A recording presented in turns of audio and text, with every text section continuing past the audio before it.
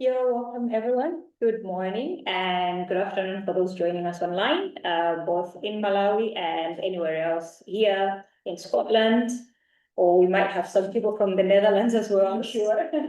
Yeah, so you're all welcome online to this meeting where we're going to hear a presentation from Ben de Ponti, who is the author of The Livingstones Footsteps Through the Heart of Malawi. So just before we start he starts his presentation, before I hand it over to him, I just need to do a few housekeeping of how things are going to run. If you're joining us online, for those online, just remain muted unless you're asked to speak. And then you can unmute yourself and put your screen on so that we are able to see who you are and hear from what you have to say. For those also in this room, you're free to speak when asked to. And also we're going to take some pictures. If you're remaining in this room, it means you have a consent. You've given us a consent that we can post every content online on our social media pages and including our newsletters, which we send out weekly. And also for the bathrooms, we do have bathrooms just outside behind you there. There's a door on your right-hand side, on your left. When you go out to the left, to your right, you're going to see the bathrooms on that side, both for gents and ladies. If that side is full, there's also another one down this corridor to your left-hand side. You'll be able to find some more there. And with that, I'll hand over to you, Ben. Okay. You can take it up. Thank you. So thank you very much. That's this special day that we, Kobe and myself, are here in Edinburgh to give a presentation about the book about David Livingstone and a little bit about our life that we had since we lived in Malawi for 3 years. Our neighbors, Sandy and Isabel, still are our good friends and received us. And that what happened in between those years, between 76 and 2025. You give me some time, and now Stuart said you can take a little bit more time if you like. So if there is a question, what shall we do? Shall we open it? And if you want to ask something, we can do. At the end, of course, there can be questions, and maybe I can answer them even. So we hope we have a good meeting. It's very special to be here in Edinburgh, near the statue of Livingstone. Yesterday we were in Blantyre at the Livingstone Place Museum, and now here to present this book. Thanks very much. So let's start.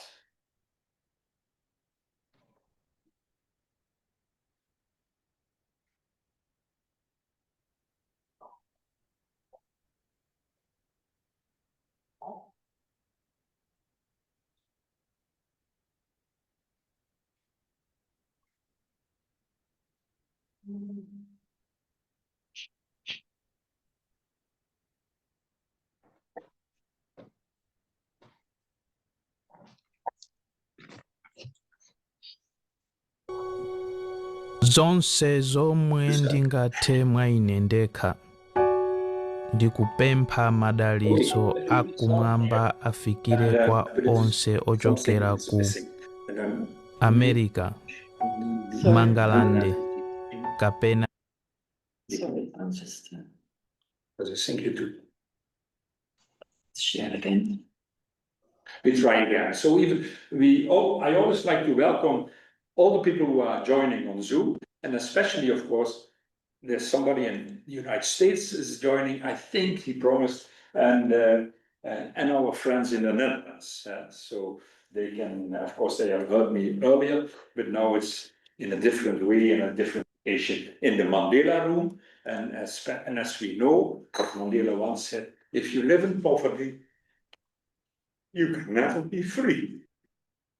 And that's what I think. That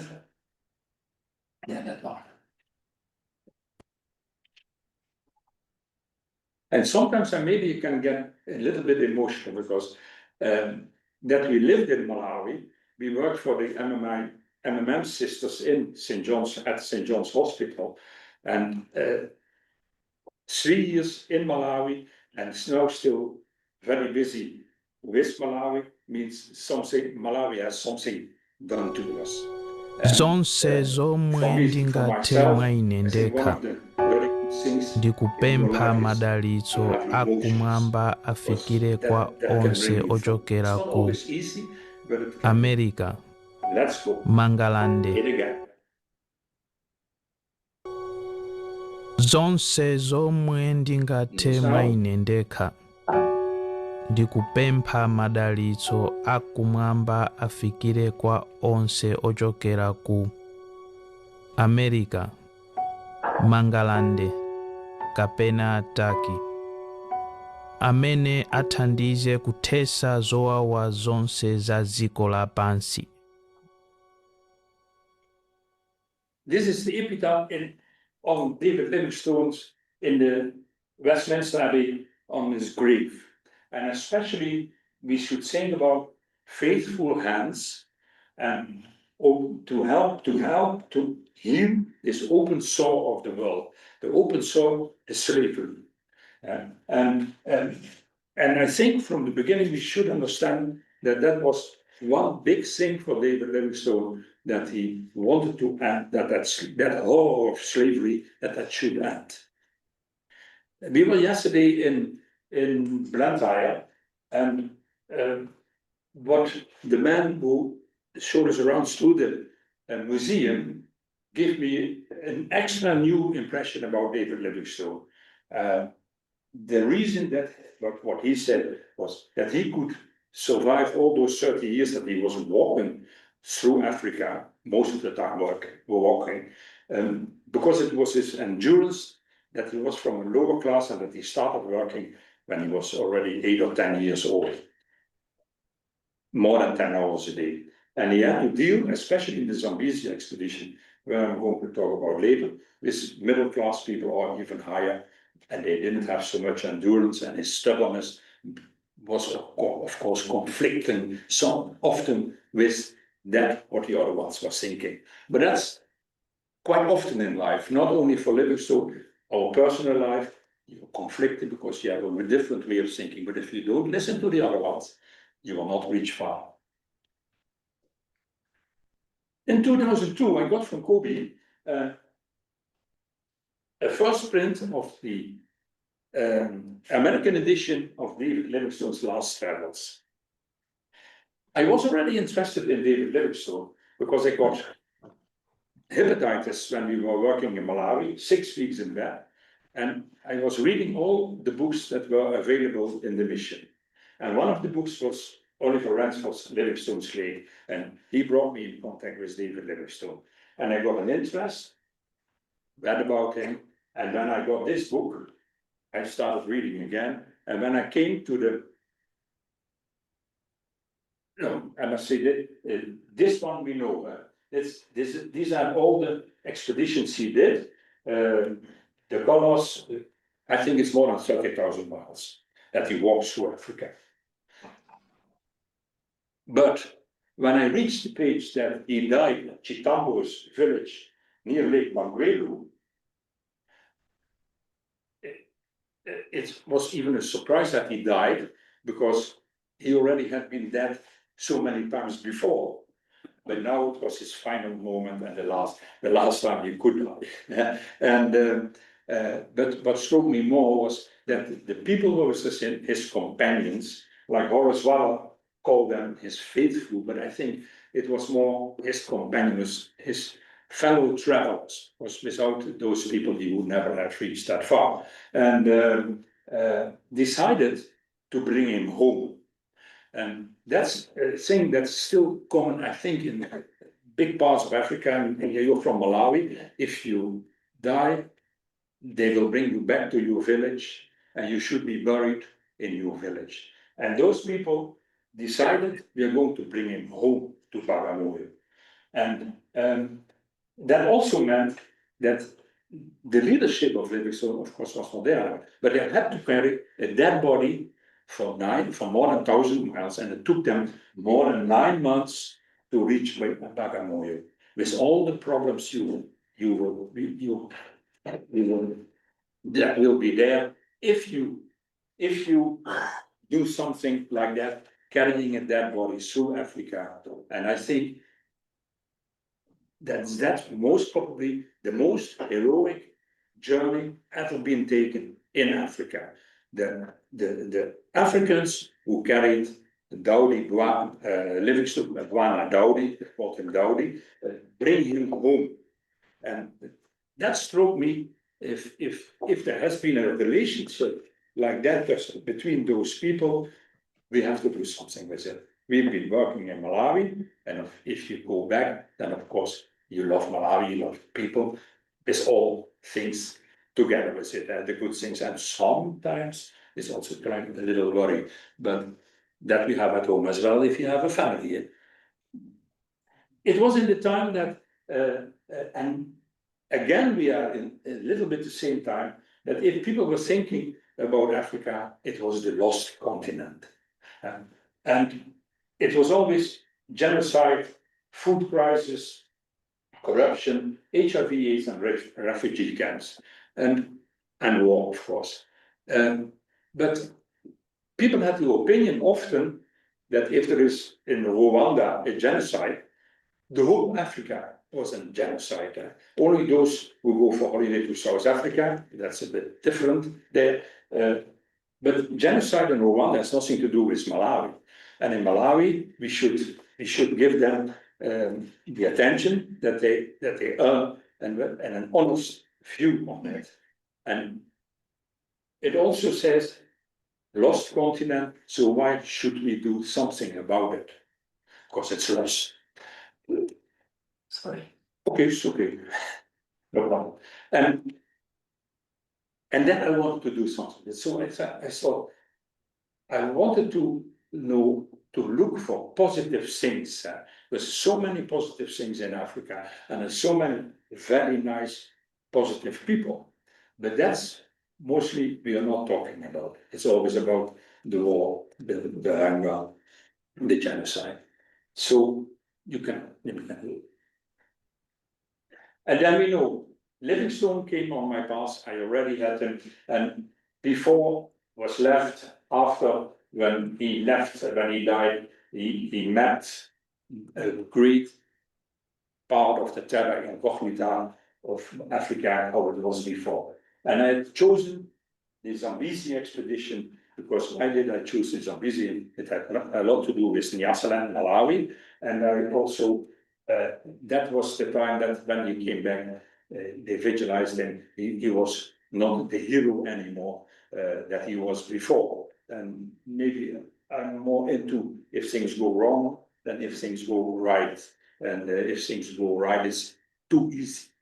So I thought, let's take up the Zambezi expedition and go to follow him on two of the expeditions when he was mapping Lake Malawi and when he was looking for a watershed between Malawi and the Luangwa River. We know Livingstone went up, he saw the Zambezi, that's God's highway, he will bring me far into Africa, we can start missions there, missionaries should go there, and but he was blocked by the Kibora Bassa Falls, and he went back, went up the Shire, was blocked by the Kapchiri, and I'm sure he has been cursing one time after each other when that went wrong as well. We also know that a lot of things that he was blamed, that too many people died during that expedition. And then they are especially talking about white people, because also Africans died, but that was, I don't know, but they're not talking about that. But from that expedition, 18% of the Mzuzu, the white people, died. Most of the expedition from other explorers, it's about 70 till 80%. So if you compare, maybe his leadership was not that bad. Okay, if you want to do something like that, you have to prepare. So you have to, study is for me a big word because it was more reading. Studying is if you do scientific work. And I'm a dentist, and so I don't have time to see everything. So Kobe and me, we set off for Africa. We went to the town of Livingstone, the Vic Falls, because of course that's so important that he not discovered them, but that he seen them and that he put them on the map.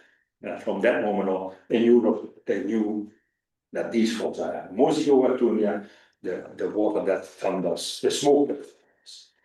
We even went for 4 days canoeing on the Zambezi to get at least a little bit of touch what Livingstone experienced. And when I'm talking about my expedition, then just keep in mind that his expeditions were at least 1,000 times as difficult as mine. Because as a white person coming from Europe and you can afford to do it, you always have your credit card in the back of your trousers. And if something goes wrong, you just go home. And so keep on thinking that is a big difference. Later I decided, because our children were with us, that was not so very clever what we did. It was dangerous, but I only knew that. But we also visited the grave in Kolobeng of Elizabeth, the child that died after 6 weeks when she was born. And we planted a little flower on it. We drove, we saw the statue, we were preparing. More important was the visit to the Livingstone Museum. In the Livingstone Museum, they keep a great amount of original letters from David Livingstone, written by David Livingstone. And they are all stored in those carton boxes. And of course, it feels very, how we say it, if that roof starts leaking, then all these letters are gone. But okay, when we were there, they were in good condition, and Dr. Friday Mufuzi, he was the caretaker of the director of the museum. He helped us really good. He only sometimes couldn't understand why we were so enthusiastic if we found something in these letters about the expedition when he was mapping Malawi and looking for the watershed, and we had a hit, so we could take pictures and we could study them at home. At one time he said, and that's, if you do things like this, the coincidences that take place are sometimes the most important things and the most joyful, because he said, but I have a thesis of Dr. Gary Clendenin, and Clendenin was the person at that moment who knew most about David Livingstone in the world, I think. And I have his thesis here. And then he showed it, and I said, yeah, I need to have that, so can we have a copy, something like that. But then 5 minutes later he said, but would you like to meet Dr. Clendenin? I said, that would be perfect, if we could meet him. Well, because he is an American who was living in Japan, so it's not so easy. And 5 minutes later, because he was reading again, and said, but Dr. Clendenin is in the next room. Next room. So we rushed out, Kobe and myself, because all this work we did together, we rushed out, and Clendenin, that's him. He was there studying letters from Charles Livingstone, and he had a kind of scholarship for 3 days to go to Zambia. And in those 3 days, at the same Saturday morning, we were there as well. And he was the man, I think, who helped me at the end most to do that expedition as accurate as possible. So thank you, Gary Clendenin. But of course, we also had to go to Scotland. And there we were very nice received by our friends, Isabel and Sandy. And one evening, the big surprise, Isabel said, yeah, we have a big surprise, we have a little bit of surprise. I said, tell me, oh, it's not going to do that. And suddenly, Andrew Ross came in. And Andrew Ross was with his wife, Joyce. And Andrew Ross he had just written a new biography about David Livingstone. And I knew it already. And that was, again, a person who was important, because when I asked him, why another biography? Because there are already so many. Why did you do that? He said, because I want to describe the person David Livingstone, and if you don't understand where he comes from, you cannot understand what he did. And because he is from a lower class family, he is from the Glasgow Blenheim.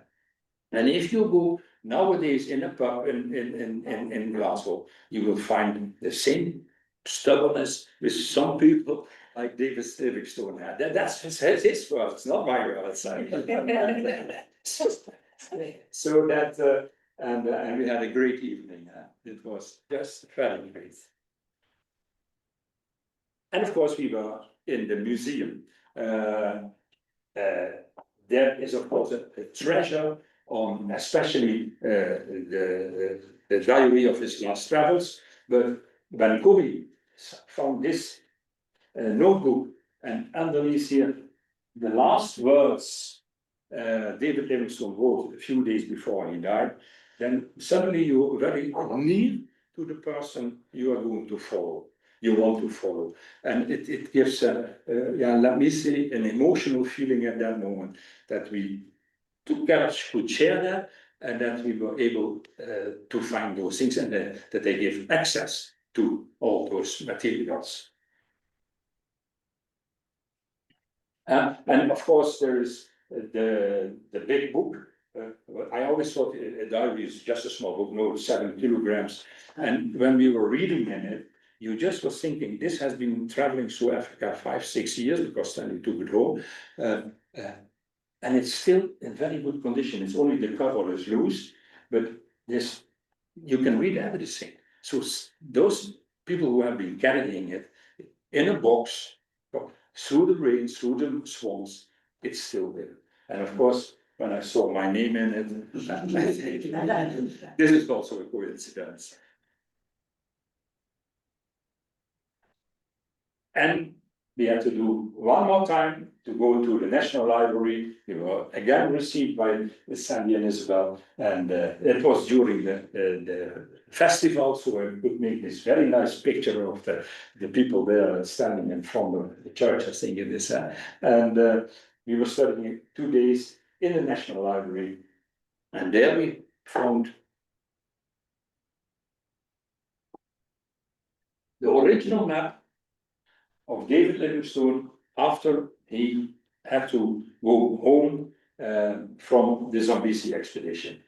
I didn't know that it existed, and Dr. Murray presented, he was the boss there, he presented it very nicely, put it in, it was in a leather map, and firstly when we were going to have a look on it, we had to empty our pockets, the pencils, because he was afraid in our enthusiasm we should cool the circuits. That's where we had to go. So, but I got a copy. It took me some. It was not so easy, but at the end I got a copy, and from then on I could study where he went, and this little dotted line. Okay, the lakeshore was quite easy, of course. I was counting and putting it back on nowadays maps, and I found out that in the latitude he was always correct, because you can know this is Kasumbu Hill, this is Wangomarum, and those places are still the same. And in the longitude he was about 2 kilometers off, 2.5 sometimes. But I also read somewhere that his chronometer had fallen on the ground, so that was it. Because Livingstone sometimes was blamed that he was not a good geographist. But his training was very poor, because he just got from Maclear a little bit of training. But if you know under the circumstances he was, and how often he was very sick, that we all could do this kind of work, then you can just have respect. That's what I think.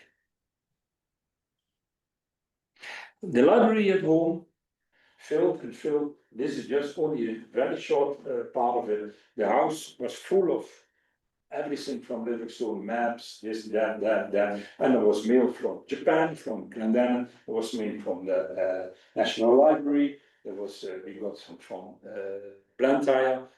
Everybody helped. So, and without that, you cannot do much. So we go further. And for me, it's always been in my life, together you can do more. If you want to do it alone, you won't reach far. And that's the same, I should already mention, because some contradictions about David Livingstone, that he always is the hero. But he writes several times in his books that without the Africans, he would have got stuck in the mud and died on the place. Thus, he was very dependent on the help of to work together with the Africans. So just a short one.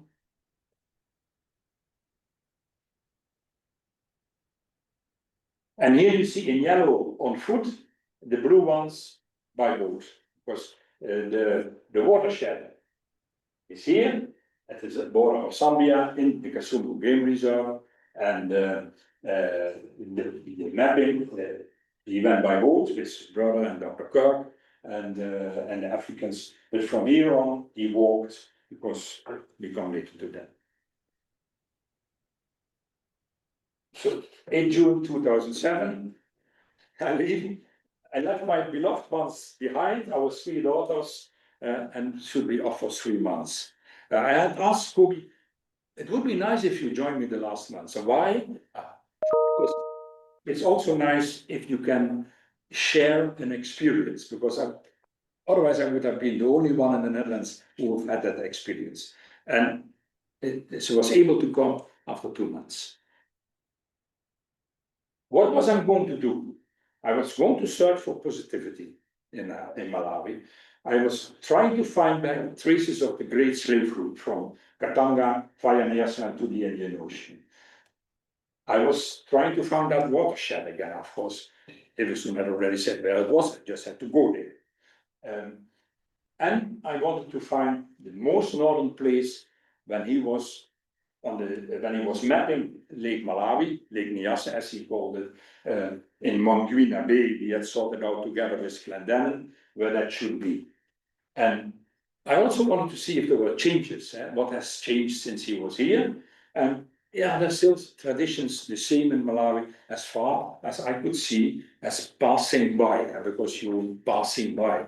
But Livingstone was also passing by. But of course, he was more into that work already, because there's one thing we can give him credit to, how much material he could send back to England or to the UK, and how much he wrote down about traditions and about languages in Africa where he passed.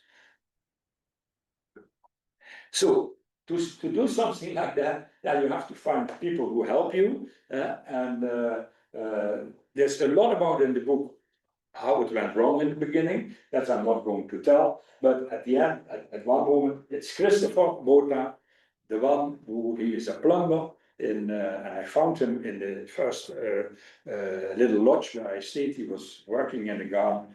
I was chatting with him, and he seemed quite nice, and I think he liked me a little bit too, and he said, would you like to join me? And it's only 3 months. And he said, well, why not? And I was going to give him a proper salary. I promised if everything goes well, you will have a pension for the next 5 years as well a bit.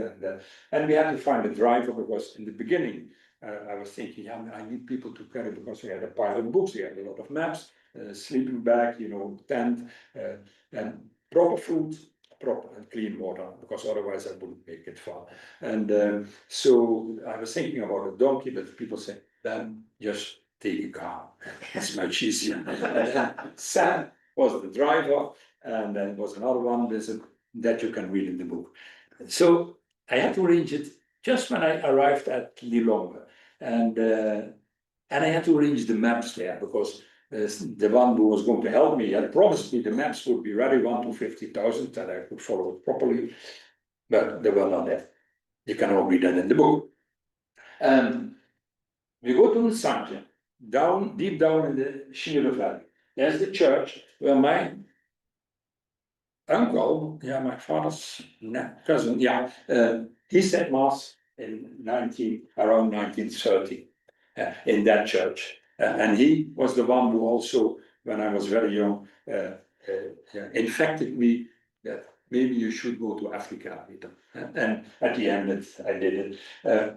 But there I met Father Francis with his nuns, with the sisters working for him.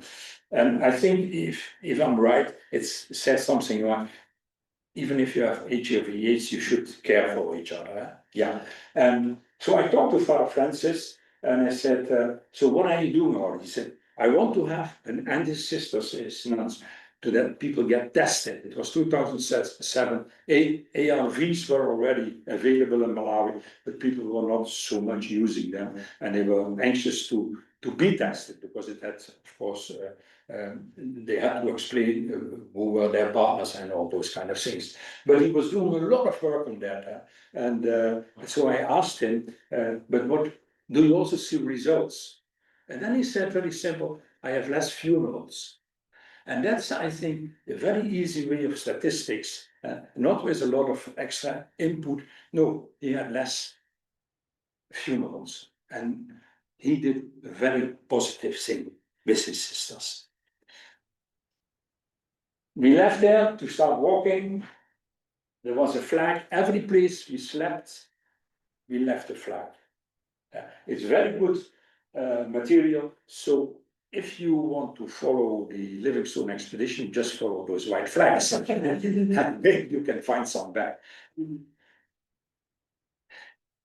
The first part should go on the Sheer River, and by boat, because the Mar Robert is sailed up with the Mar Robert, also called the Asthmatic, on the Sheer towards the Elephant Marsh. Somebody had promised me a boat, but no boat.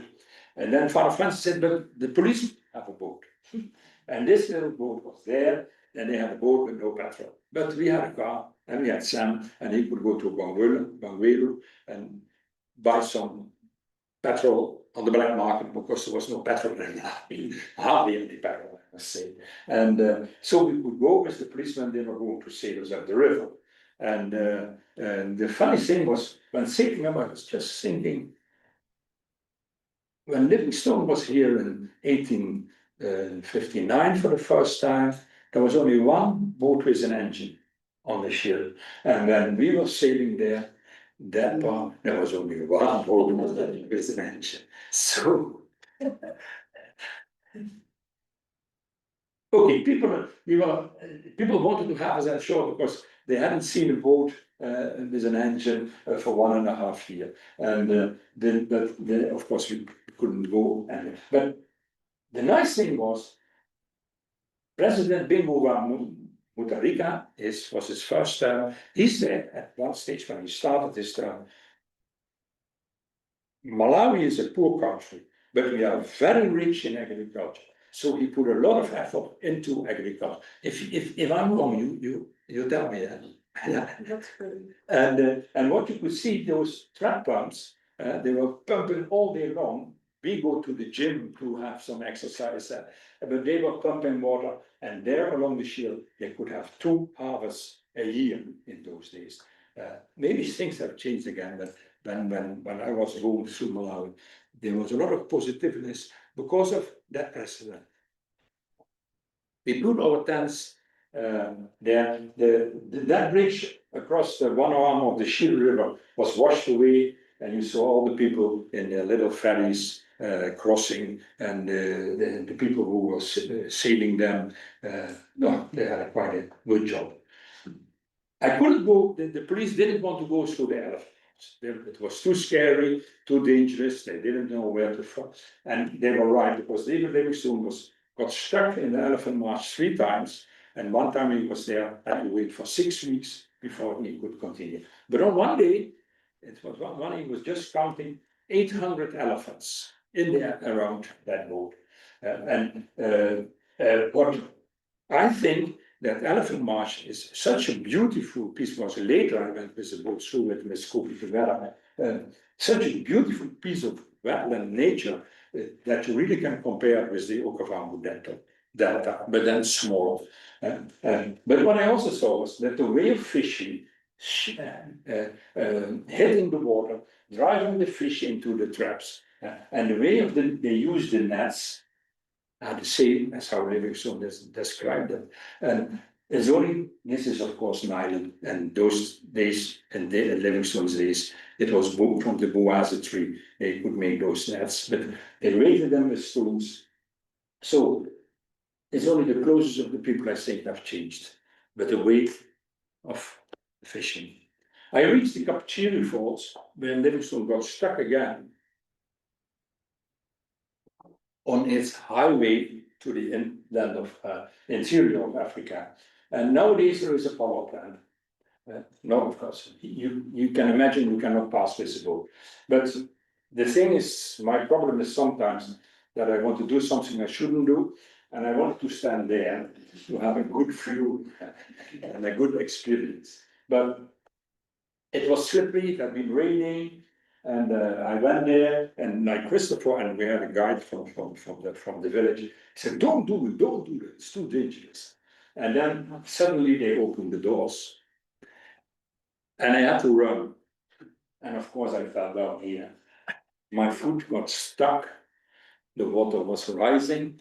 I tried to unlace my shoes, but there were 2 knots in it, and I couldn't get that out. And then when the water was about here, I gave it the last proper pull, and it came out. Of course, later it was like this, but and I managed to go ashore. And otherwise, my expedition would have been dead after 10 days. Of course, they were angry with me, and I was so stupid, and they were right. But yeah, sometimes do things you should do. I know. And I managed. And yeah, and my big advantage was they only opened 2 doors. If they should have opened them all, who knows? Yeah. You wouldn't have been here today. Just near the Kapachiri Falls is this baobab tree, 70 kilometers down southeast is the grave of Mary Livingstone. He has been buried after they met each other for a few weeks. And she got sick. They tried to save her, of course, but she died. And but behind that tree, there is the grave of Richard Tonto. He was the geographers in the expedition of David Livingstone. He was a 20-something-year-old boy. He was a geologist. He was trying to examine the earth and get scientific figures out of that. And now he's buried in the same earth. But there is this cross. It's near the baobab, and then you know, of course, from the book that David Livingstone read out of his Bible, earth to earth. Ashes to ashes, dust to dust. And then suddenly you feel within a circle of 10 meters, he has been standing as well, and he had an emotional moment. I think it was emotional, of course, moment. And now I'm allowed to stand here as well, so you're very thankful. And I asked those were people from the village, that's Christopher, to just leave me alone there for a few minutes to experience that. Okay, we have to go on, and you see, I follow the Shira River, because for that I only had a map of 1 to 250,000, but because I was following the river, it was not so difficult because the river was there. And as long as you're near to it, you know Livingstone was somewhere near to it as well. Till Shira North, where the Rivi River comes, the confluence with the Shire. You say the Shire River, huh? Shire, okay. Oh yeah, in Atlanta, the Shire. Anyway, we say the Shire. What do you say? Here. Shire, okay, Shire. Yeah, that's the best one. We had to cross the Mukurumatsi River, and about those cables, and I still until now I don't know why those cables were there. Oh, that gives us an opportunity to cross. But my foot was still sore. It was very sore, but so ibuprofen and paracetamol, Panadol helps you a lot. And like my father, he was a little bit like Livingstone, I think. When we were sporting in our young age, if we fell down, and he always took that foot, and he was not a doctor. And it's not broken, just go on. And that learns just to go on, even if you're now some troubles. Christopher's still laughing, but we went a little bit further, and it was very difficult to keep balance. And then we looked up the river and we saw those everywhere. So he rushed back. And I thought, maybe it's better to go back as well. And you see, it's a fragile balance to on that stick. But a few miles further on, you see this, you speak to the people, and then they tell you that the parents of those children have died, and that child is carrying his sister at that age. And then I think that's a fragile balance. Not what I'm doing because I just like to do it. And that's a fragile balance. The landscapes, places, and especially along in the area of those waterfalls, those rapids, are the same as Livingstone described them. They are beautiful. There's almost nobody living there. It's only one place I met. There was somebody living near the river. They are just beautiful. We had to cross the Mzuzu River, and of course, it's always the question: are there crocodiles around?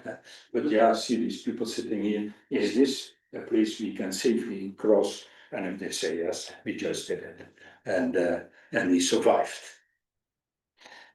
Another positive thing is Mr. Ngulu. Mr. Ngulu has a small village, and he was a retired teacher, and he had built a school and a church. And I said, and he was paying it all out of his own money. And so we slept there as well, and I asked him, but why are you doing it? Because you don't. He said, if children cannot write or read, then they don't exist. And that's why he wanted to teach. And it was up till grade 5, no? Till fifth, how would you say that? 8 classes, yeah, till 5, and then they had to walk 12 kilometers to do the other 3 years. But there was only very few pupils who could do that. But that man had a very positive intention to help people, to learn, to educate people. Okay, we go to Sheer North. Then we walk to the confluence with the Sheer River with the Sheer River. And there you see the fish baskets nowadays are the same as the way Livingstone put them in his book. So for that doesn't say you should not think there's not an improvement, but maybe the way of catching fish was already very good. It's the same like Bishop Mackenzie came and Livingstone said, we want to teach them better agriculture ways. And very soon they discovered that their way of doing agriculture in Malawi was much better than they were thinking it should be done.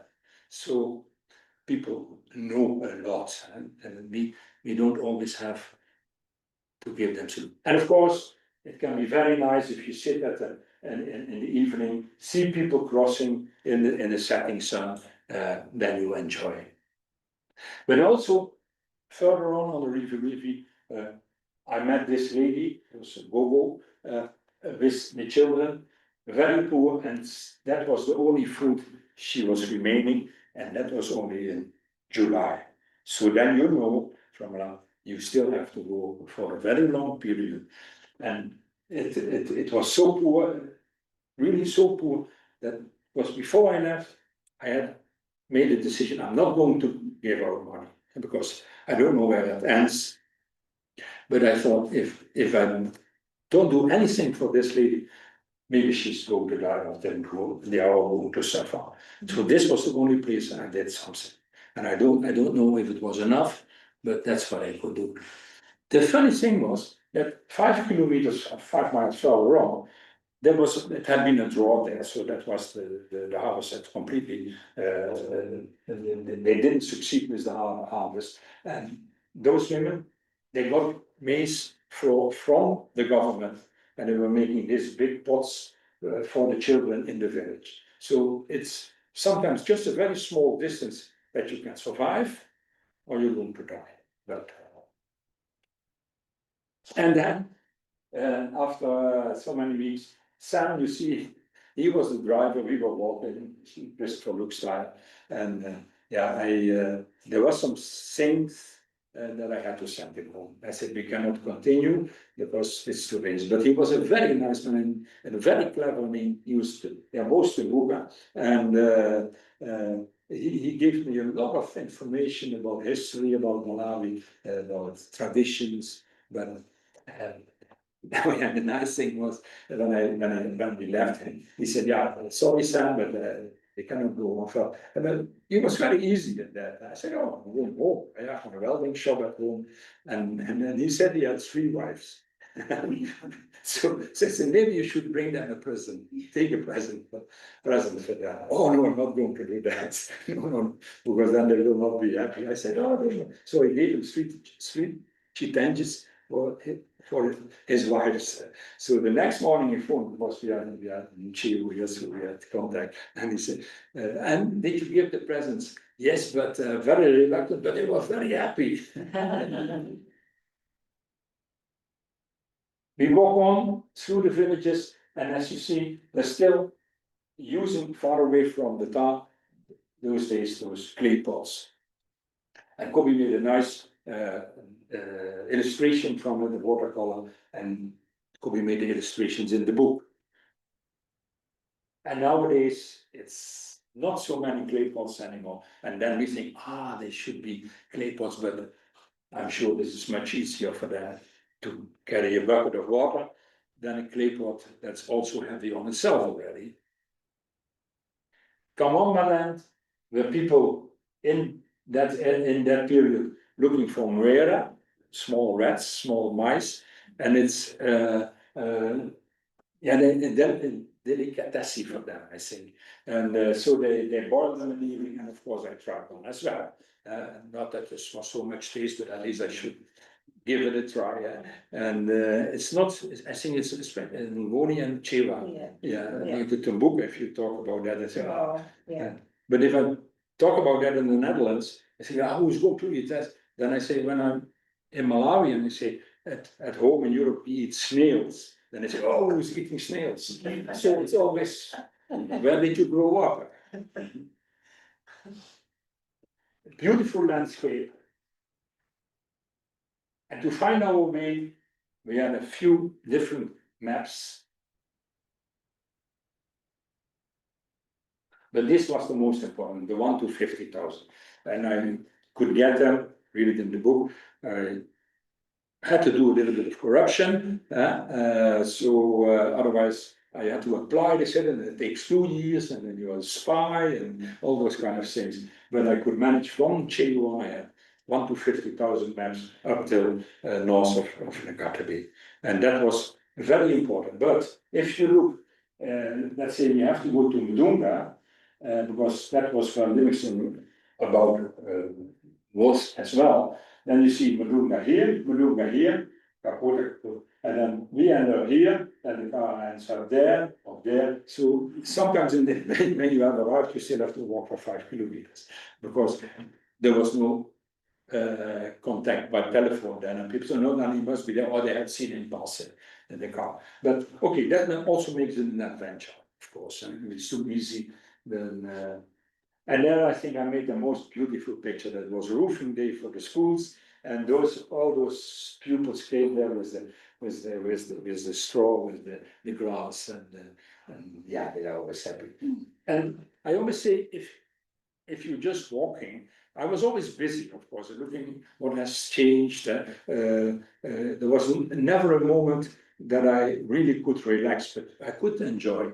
But if you just walk and you think nothing is happening, so much is happening. You see these girls, you see this one with his pig on the bicycle, you see this boy in the tree, but then you also come across that this boy doesn't look healthy. He's almost camouflaged by the color of the tree. And maybe he's in the tree because it's less hot. That I don't know. But you also have always the contradiction with sometimes thinking I'm walking in paradise, but it has so many problems. But complete different. And then we had to cross the Lengatsi swamps. I thought it was just a normal road, but the lake had risen too much. So we were walking here, but I thought, and there's lots of, then there are crocodiles. And how do you know there are crocodiles? If you ask the people, but sometimes you see somebody with an arm or legs not there anymore. And some of the people you don't see anymore because they are being taken by a crocodile and they're looking back. But I always said, well, as long as I walk with 5 and my white thin legs, I'm sure the crocodile will leave me alone. And we had to go down here through this mud. It was stinking. It was not nice, but we did it. And I think if I don't get bilharzia here, then I will never get it. But then we came at the lake, and this is Dr. Luhanga. This is Dr. Luhanga. He was the doctor in St. John's Hospital, and when he said, because I dedicated the walk to the youth of the children of Malawi, and he said, if you're doing this, then I take my 10 days holidays there, and I want to walk with you. Wow. So he joined me for 10 days, and from when Sam left, Tobias Rojani was already, he was a cook in Mzambazi for the sisters when we were in Malawi, and he's been always the driver, the head of the drivers in St. John's, and he was our driver there, and so he was also very important. And so Luhanga, and then in the evening we also wanted to be strong little boys, make a picture like that. We have to continue. We have to find the watershed, what was already found by David Livingstone, and we go into towards the border with Zambia and Chinyanga and Mangomborume.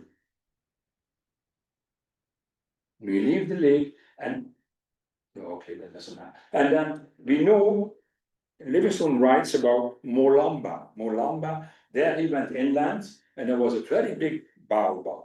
And we have been walking along the lake shore for quite 1.5 days. And then suddenly I saw this tree in the distance. And I was chatting with one of the fishermen, and he said, yeah, this village is Malamba. Malamba is baobab. And so that from there I could be sure, looking at his map, that this is the place he went inland. And those were always nice moments that you really sure. But it was also there that we went more inland in remote areas, that children, when they saw me, they were really rushing away, as if they had never seen a Mzuzu before. I don't know why, because when we were living in Malawi, of course, if you go to Misuku, then you could have that. But in our days, there were a lot of white sisters, priests, and missionaries from the Church of Scotland, and especially they went into the bush very far, walking 2 days. So people were, I think, more used in that area to white people than when I came here, and I was walking, because usually a white person is always in a car, passing by in a cloud of dust. They ran away, so they came to the village, and everybody was about to go one way. There was this very old man, and every time I came in the village, in the beginning I asked, David Livingstone, did he sleep here? Did he pass here? And then he always said, yes, he slept here, he passed here. I said, oh, that's not a good question. They want to please me. So after sitting some time, I said, do you know anything about David Livingstone? And I said, yes, he has passed here through this village, and we know from my grandfather, they have told me. And then you could, if you look on the map, you could be reasonable, then it's right what he was saying. But very nice people, so they helped me. But when we left, the whole village was completely full of children. We slept there, and the next morning we did, oh, okay, they were not afraid anymore. And of course, beautiful scenery when the sun is setting. Kobe made this painting of it. But you also see this if it's cloudy, if it's a bit cold. It was July, it's cold then. And this is poverty, I think. Poverty, pounding maize, just this little house, completely different with the picture we just saw. This lady, this grandmother, sitting with a child, parents have died, what will be the future for them? That's the other way. We have to go through Mzuzu forest. And the funny thing was, or the funny was not so funny, I asked for assistance, always the chief had to give a guide, was given a guide till the next 10 kilometer or 15 kilometer, because otherwise we couldn't find it. But nobody wanted to join us in the Mzuzu forest, because in the media, on the radio, it had been that in India and China, people were killed and taken out the liver or the kidneys to be transplanted to other people. And then suddenly there was a white man coming and a doctor. So they were very afraid to go with us into the Mzuzu forest. And I really wanted to go there because that was very important when Livingstone was going through. So I really wanted to find that route. And so they brought us to the edge of the forest. And he said, if you follow this path in 3 hours, you will be in Kayoyo. Now it took us 8 hours. It was past this, but past that, it was past that. And our GPS was not working. But we managed, we came in Kayoyo and we slept there at the school. But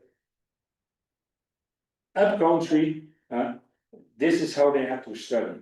They just had a small light, a paraffin light, had to study. And I think it's complicated if you have to compare with schools in towns, and that the circumstances are much better. And I still think there are schools like this in Malawi, in the rural areas.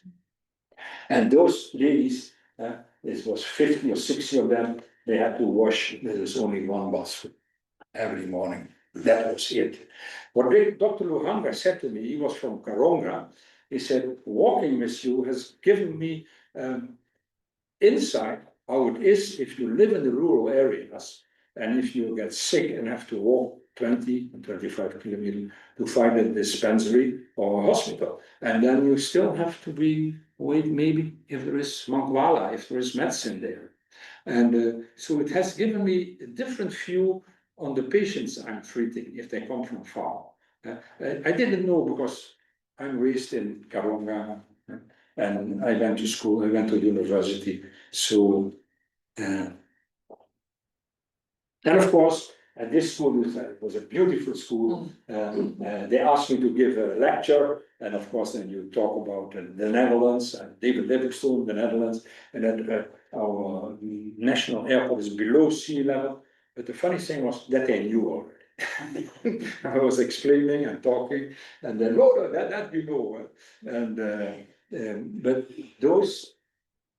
that was their way of education, and it was much more. They made maps with stones, very enthusiastic teachers there up country. And what I also discovered was every school I arrived, they were always very nice dressed, the teachers.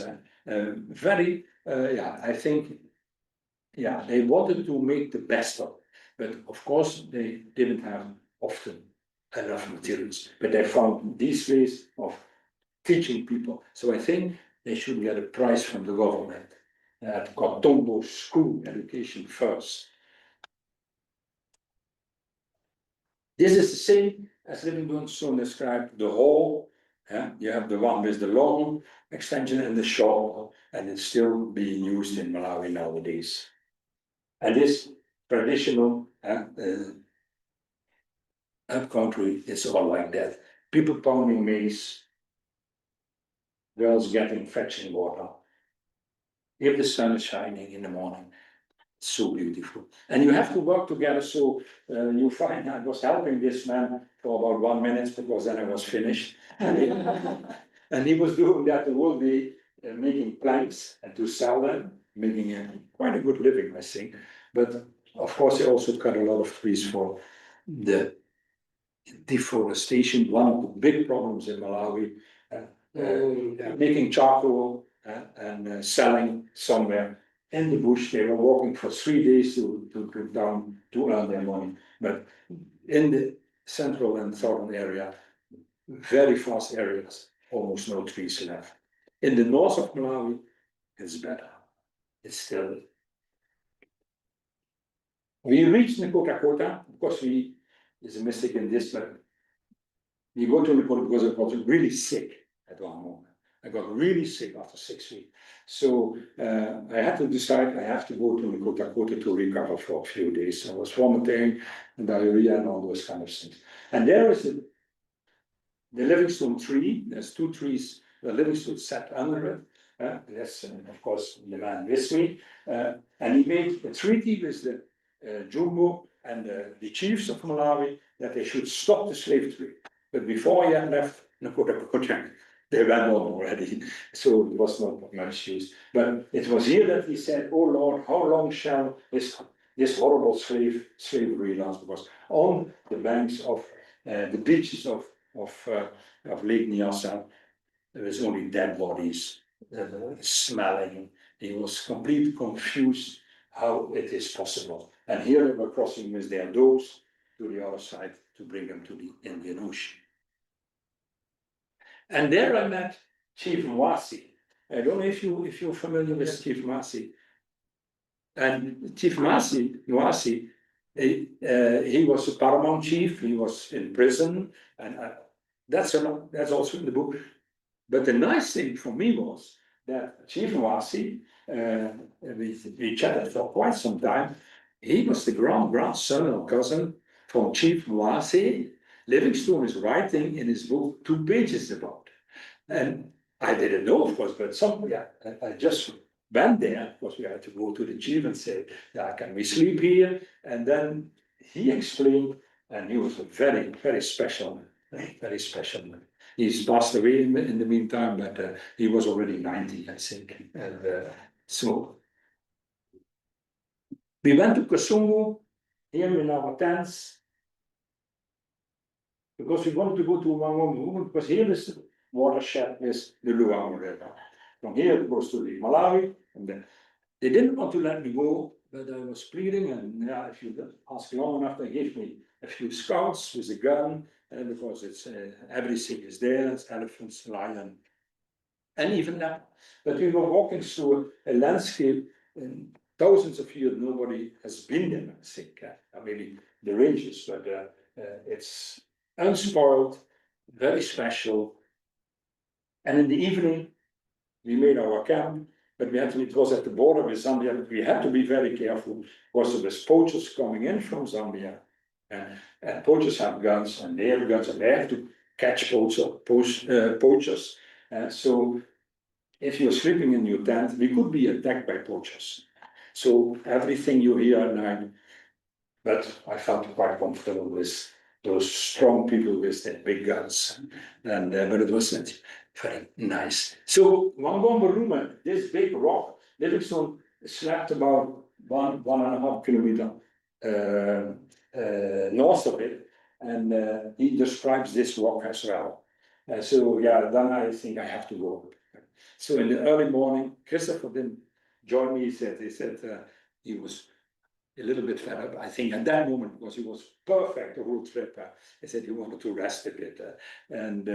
So we went up early morning, and then with Jones, we stood in the rising sun, and the one part of the expedition was finished, because now we just went back to Nakota. And then, that was 2 months, I was on my way. It's a romantic picture because Kobe came. And after 2 months, she joined me. and I'm still happy about it. And here we go in Kasungu Game Reserve. And then we are 3 walking. And you see, she's very fit. I'm already a bit tired.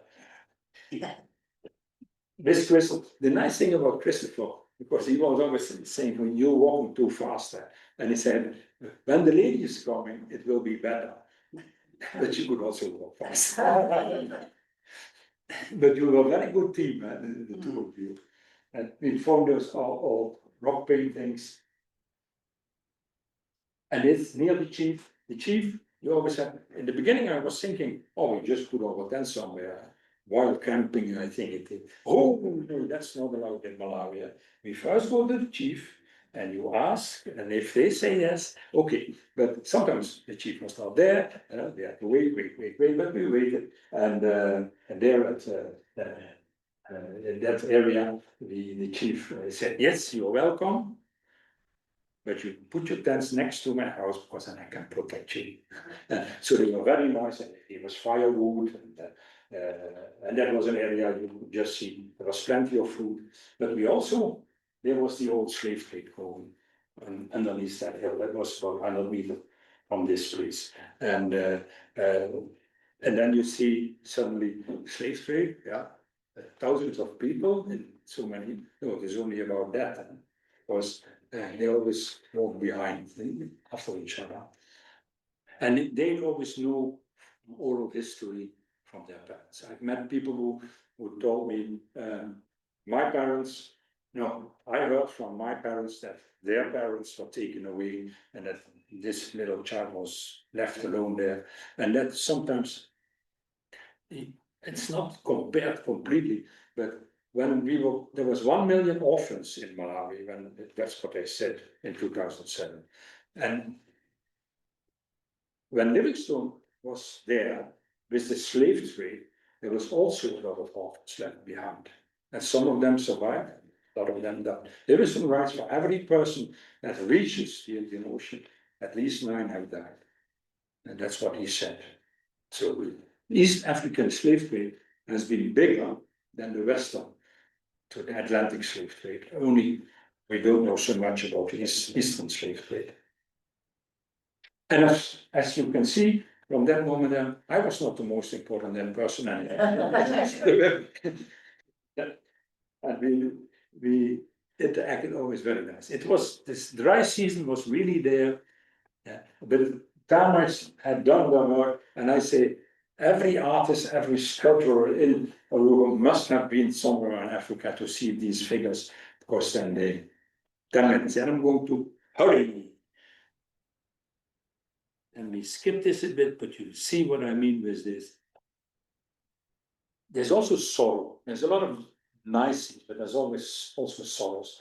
And if you see this child lying there, she was very sick, most probably malaria.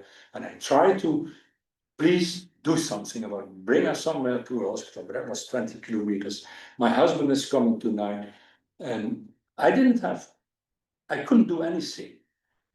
And then you feel so very helpless. And those are always the very difficult moments if you travel. Every 2 days, we came across 3 funerals. 3 funerals. And then just think what it means. But we also had Cecilia. Cecilia had a tea room suddenly. And Kobe said, here we're going to drink tea. I wanted to continue. And I said, no, we're going to drink tea. And she was a very happy person. And the thing was that she said, but why are you not going to Nkota Koto? Then you can earn a lot of more money. No, she said, here people are passing by. They stop, have a scone. I earn enough to send my children to school. This is good for me. But she was very, very nice lady. We are at the Bua River. Livingstone went along the Bua River. In that time, we were forbidden to go through because there was so much state saber. So we only went in. I still wanted to do part of it, so I went in about 10 kilometers. But there was nothing there yet. We were camping, and at night, the leopards were roaming around our tent. And in the morning, don't go and fetch a bucket of water, because crocodiles are very big at the Bua River. Very big. The last stretch we are going to do is by boat, because Livingstone did that as well. We sailed for 3 days along the coast in that small little boat, towards the north. Here is also deforestation, you can see. And in the early morning, I think those fishermen standing in there in the dugouts, I think Giacometti has seen that and made his figures from that.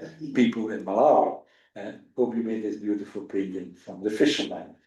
Apart from commerce and Christianity, the 3 C's of David Livingstone, and the other one was commerce, and civilization stands for education. We passed via the church in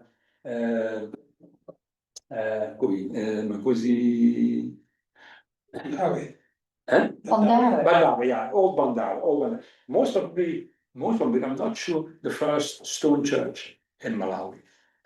It's still there, it's quite properly renovated, and there's always music in it. The graves, people sometimes 1 year they passed away, and I asked one of the Malawians, why? But if you know you're going to die within 1 year, it was Carlson, he was a teacher. They said, why are people doing it? He said, for God. That was a very simple answer. And what I like very much is that Isabel Reed, the lady, wrote this book about the women, the wives of the missionaries, and she gave attention to the ladies. And in the whole of books I read about Livingstone is that women were almost not mentioned. Only he discovered in an anthropological way the physiognomy and those kind of things. And I think without women we wouldn't reach far. So it's sorrow. It's crosses along the lake, a child, a brother, a husband, twins. I wrote a poem, but we don't have time, you can read it in the book. Because if you're completely helpless at one stage, you want to do something. Because those children were so small, I thought they cannot survive. And the only thing I could do, write a poem about it. Their family.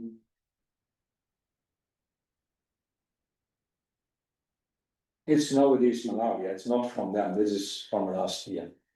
And it's of course the children, the most cheesy point.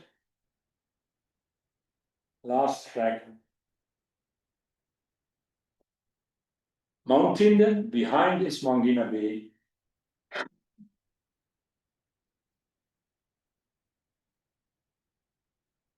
Happy children, crossing the Tinder River. We slept there. Early morning, I wanted to experience one more time the dawn in an African village, because I think it's so special coming up the noises, the cocks, the dogs start barking, people walking around, and we do the last stretch, the last kilometers to Mangina Bay. That's the place where Livingstone had his most northern point in Malawi when he was mapping Lake Malawi. And there in the corner was living. We were there. My dream had come through, but the problem was it was all so ended. So I felt happy and sorry. But that's how it goes sometimes in life. You were healthy then. The last flag we gave to Chief Mwangwina, his wife, inside his house. And I talked about this is because Livingstone, Dr. Livingstone reached this place and that and that and that. And he said, Dr. Livingstone, never heard about. And then suddenly it's so good that you have been busy with it for years. And then the man there, what about? And it was something. Just the last tracks, the really last track, that was Livingstone was never on Mzuzu. And the last tracks we walked to the Sonda, how do you call it? The Sonda Institute that we helped to establish by financing its building. And so Kobe there is our firstborn, Marike Kondwani, and the hospital, Sandy knows and Isabel know, the last stretch. 2003, there was nothing. They started building. And now there is this youth and community development center that has changed in the Sonda Institute because the government has come in and slowly taken over. And it's the nice thing, it's built with wood from the Vipia. And everybody said it's not possible. The termites will kill it immediately. We are now 20 years later and it still stands because they treated the wood. And it still stands, it looks nice. children are taken care for, they get a meal every day. There's bricklaying, electricity, carpentry, welding, metal fabrication, food processing, solar installation, ICT, cosmetology, and tailoring. They can get a diploma there. This one is, I always like the cosmetology, because people say, now why would they should? Because people in Malawi also want to look nice. And so and these girls with the tailoring department, they are so nice. That's the closest they all made themselves. Huh? So, could Suwesa Pamoza help each other? Because here's the ball, there's the goal. You can walk along, just leave the ball, but you can also try, maybe I can do something. If it can pass the goal, hit the ball, the goalkeeper can keep it, and maybe it goes in. If you do nothing, nothing will change. So the sort of how she looks, this lady, this child was standing there staring at me for so long. But they are happy children, very happy children, beautiful children. And this child, I took my first picture, then this one, for me, a real nice picture, till she turned around, and her eyes are not good for somebody of 12 or 13. I think it's herpes lesions, and most probably she's HIV infected. And that is what you don't want for children. So can we let these children smile again? Yes, it's possible, but maybe people in Malawi have to do something, and they're doing, and we cannot leave them behind. We are able to do at least something, to give them a chance, because in our country, children have maybe 50 chances, maybe 60. In Malawi, they sometimes have one. And I don't know if you agree on it, but I've seen so many children. So the last picture is from the last village, not the one before, with the Malawian people and us together. Those three were very important. Christopher, Tobias Ojani, and of course Kobe, my wife, because she said, when I want to do something, if you want to do this, you have to do it and you go. And that was what I needed to start. Without somebody who supports you, you cannot do much. So those, thank you very much. So, Dr. Livingstone, what did you do for Africa? What is your energy? What do people think in Africa about you? What do we think nowadays? And what did you do with Africa? And what did you do for me? It's very difficult to explain that, but at least he was my guidance to doing this expedition. And if he did good, we should always remember, they say Europeans should not have gone into Africa. Maybe they are right, because a lot of things are spoiled, cultural things are went the wrong way, but the Portuguese went, the Arabs went, and they started the slave trade. And one thing, Livingstone was here, 3 C's, commerce, civilization, and Christianity. And I think still, after reading all those things, that his intention was that it should be a better future for Africa. There's only one thing what happened, because they say he brought colonialism to Africa. Maybe he brought colonialism, but it was not his way of thinking that it should end up how it ended up. And when I was talking to some very intelligent Zambian professors in history, and there was a kind of discussion. And one of the professors said, but we should always remind them what President Kenneth Kaunda said when he was in his first day in Parliament, when he was president. He said, Dr. David Livingstone was our first African freedom fighter. And I think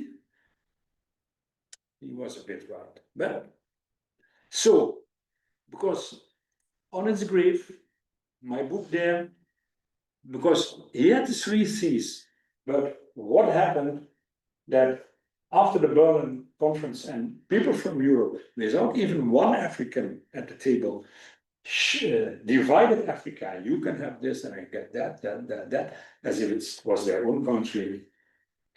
We can add 1C extra, even because Europe ought to have control, and control meant the benefit for you, for Europe, and not for the Africans. And that's, I think, what we should do. This chair is empty now.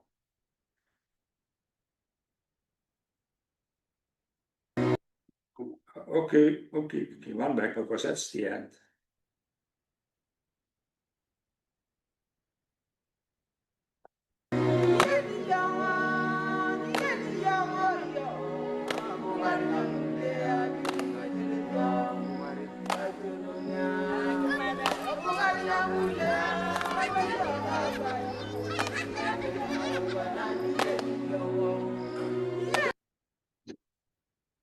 The last page of my book. I remember, past deeply hidden in the Malawian land, nights in my tent with the distant laughter of hyenas, women with babies on their backs, chopping down the barren ground, pounding their maize in big wooden toolies. Poof, poof. Yeah, and each time the child's head sways up and down. I remember 2 children staring at me, hand in hand, minute by minute. And when I approach, turn around and slowly walk away into the late evening sun, making long shadows of their tiny bodies, and they seem even more vulnerable. I remember all those big brown eyes, eyes with joy, eyes with sadness, eyes filled with fear, and eyes that wonder, eyes that don't understand, but also eyes full of hope, eyes that ask, eyes that give, and eyes full of melancholy staring into the distance. But above all, I remember singing and laughing children, dancing on their hand claps, big brown eyes shining, bare feet stamping in the wet grass. They laugh and they clap. They are dancing in the morning light. Thank you.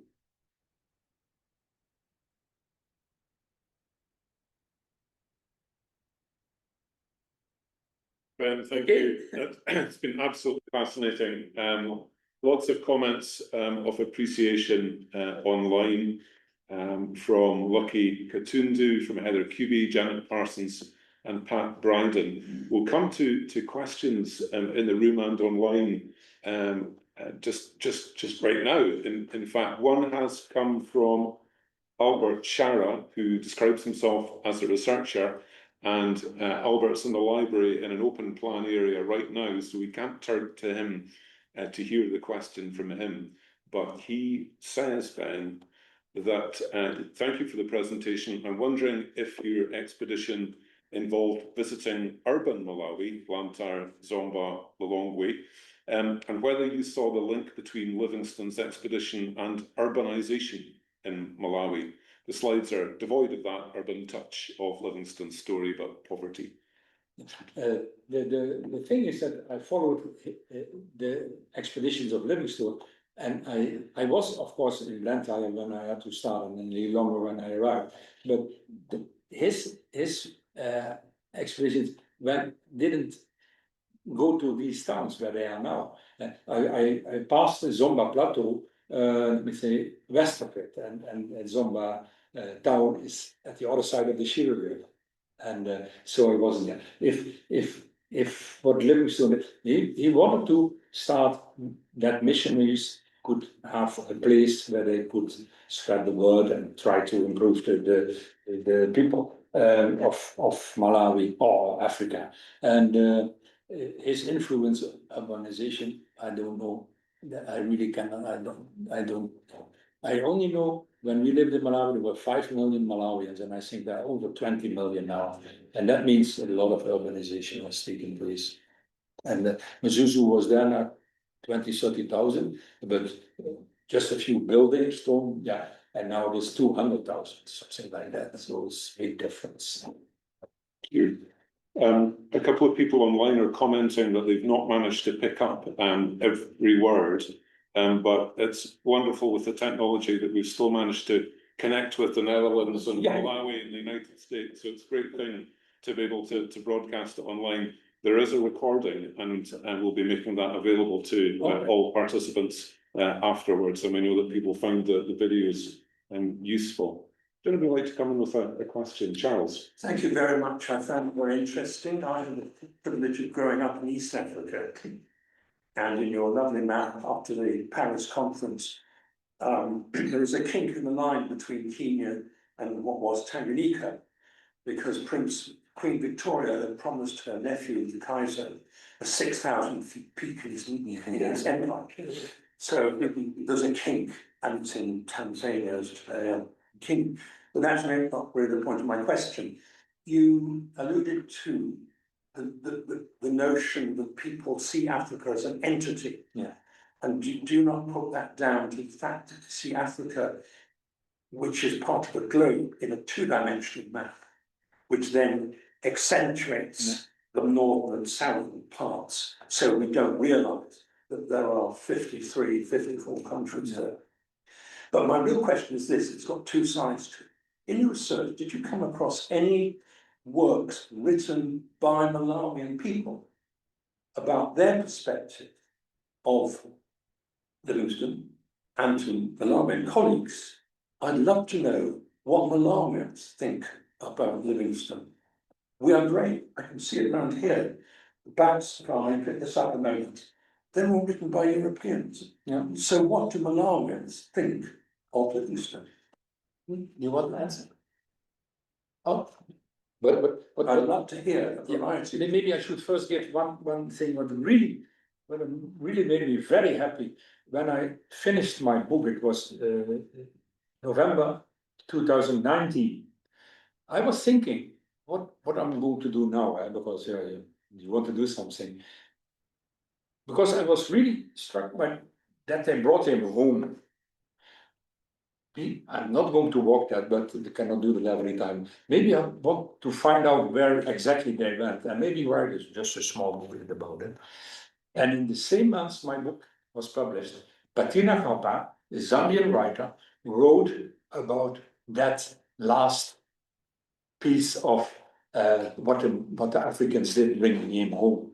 And then first, oh no, she has done that. And then I was so happy that somebody from Africa, Zambian, a Zimbabwean woman, wrote that book, and not a boy from the Netherlands who also wanted to do something. So they know about Africa, but what I experienced on my walk was that mostly what they knew was about Christianity and in the slave trade, and then the usual thing they were taught at school. It was Didi Piri, one of your historians. He gives more attention to it, and he also mentioned colonialism and maybe the allergy of David Livingstone, what it did to Africa. But I still think we always have to bring it in the whole big picture of those days. And for me, it's always, at least he thought it should benefit the Africans. That I still think, but if it was right, that's up to you. Because slave trade was very, very, very bad in those days. You want to? Interesting. You got something to say?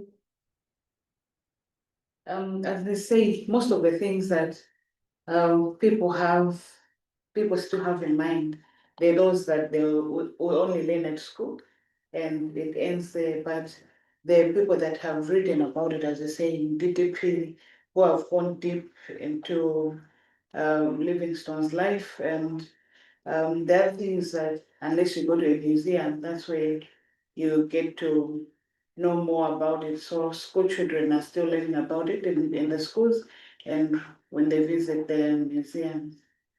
And maybe you see, if you're busy with something, then you think the whole world is busy with that thing. But that's not true. And that's actually not. We were once in Vietnam, and we know about the war in Vietnam. And if you were talking with people, yeah, that was very bad, but it's now, and we want to go forward. Don't, yeah, So what was Livingstone? Was he a hero? I don't know. Was he a nice person? I don't know. He did a lot of things, but I can imagine that if you live in Malawi, you're not so much busy. And there was history before Livingstone. It's always, if you think about Africa, about Malawi, and the Assaland, people think then history started. No, there was a lot of history before, and that we often forget, or we don't be, because we are Mzuzu, we think about, oh, people go there. But so there's a lot of things into it.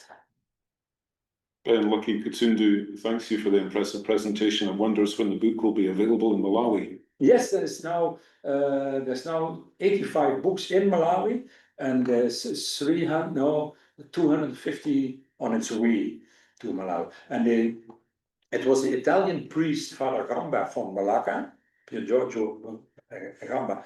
He contacted me and he said, "Am I allowed to translate this book in Chichewa?" And then he said, "Yes, of course, it would be the cherry on the cake." And he said, "Yeah, but then I need an English text first." So then I started translating, and maybe you will find some others in it, but think about it, the Dutchman. Sally helped me a lot with the last editing, but he only had 10 days to do it, to go through it. And so thank you very much, Sandy, but you know that. And then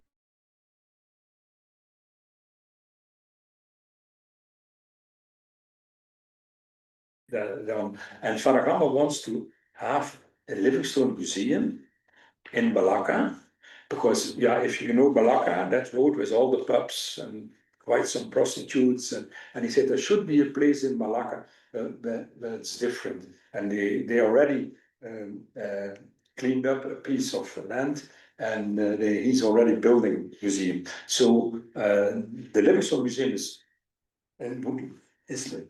is going to be in contact with him, because I discussed with him, not discussed, but I said, but you have to bring it in these days. Not only Livingstone 1860 or something like that, bring it to nowadays. And he's a very nice man, and I'm sure he's going to do a good job on it. And there's a historian, I forgot his name now, he's teaching at the University of Malawi, and they're going to be in contact as well, how to set up a museum in Malawi about Livingstone, but Livingstone with Malawi, not only Livingstone in Malawi. I'm sorry to bring it to a close, because I'm sure we could run and run, because it's so interesting. But thank you so much to Ben and to Kobe for being with us today. It's been so lovely to have been told a heartfelt story, because as well as the clear scholarly approach, I think we can all see how personal and moving and important the experience has been to you and is for you both. You've been motivated, you've told us, to foreground some of the positives of Africa when we hear negatives so much in the news, and you've done that through exploring some of the most challenging of Livingstone's expeditions, what we can experience when we walk, when we travel slowly by boat, staying in villages, experiencing hospitality, benefiting from the oral history of people that you encountered whose grandparents were enslaved people, seeing the fragility and the sorrow in these situations as well. You noted as well, Ben, that Livingstone highlighted how he wouldn't have got anywhere if it hadn't been for the Africans, the Malawians, who supported him. And you've highlighted Christopher Bota and Sam, the driver, how much you've learned from and respect them, and joined by Dr. Luhanga of St. John's, who benefited from the insights of what life is like for people in rural health situations there as well. And then, of course, importantly, being joined by Kobe for the last month. That's been so important. But you provided us with really intimate access, sharing your words and photos. So thank you so much for that. I'm sure that everybody's interest in the book has been piqued, as mine has. The book in Livingstone's Footsteps Through the Heart of Malawi. Ben, thank you so much. Thank you.